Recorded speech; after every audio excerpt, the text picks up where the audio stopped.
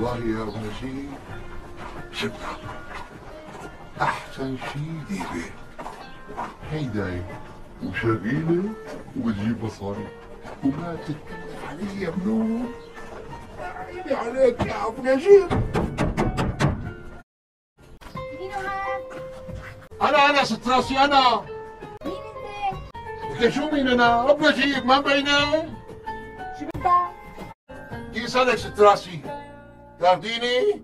لوين؟ شو لوين؟ اسمعوا للسمع. ست راسي يعني بتتجوزيني؟